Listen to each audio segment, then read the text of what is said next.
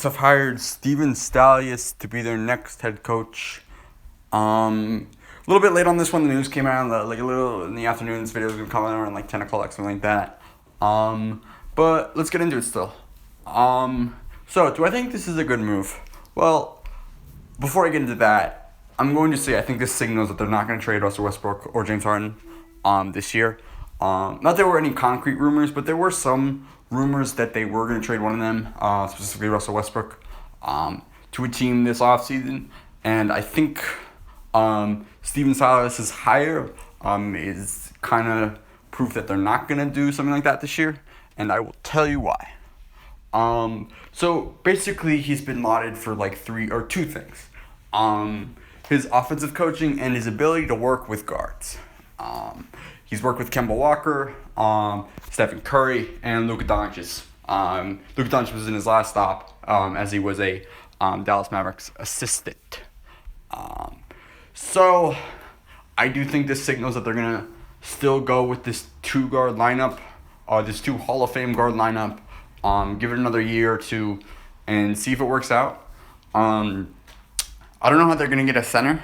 I don't think they can win unless they have a pretty good center, especially with the really good centers in the Western Conference. You got Kristaps Porzingis, you got Nikola Jokic, and you obviously got Anthony Davis.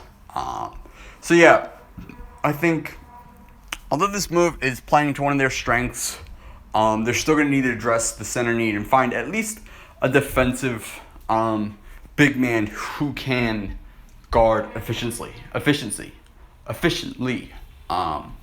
yeah, that's really it. It's hard to gauge whether this is it's hard to gauge deeply into whether this is a good or bad move, mainly because he's an assistant. He's been an assistant in a lot of places, but typically with assistants, it's hard to gauge just from the get-go about whether they're going to be a good head coach or a bad head coach, because you got to really go specifically into his head coaching or into his assistant coaching in each place. And it's hard to do that when you got to be behind the scenes. That's what I'm trying to say with assistant coaches. A lot of it is developing guys, and some of it is setting up the offense and the defense. But yeah, a lot of it, in my opinion, is just developing guys, and I would say like 50% developing guys and 25% running the offense and 25% running the defense when it comes to an assistant's duties. But I do think this is a good hire that plays to their strengths. It's a little bit of a shorter video.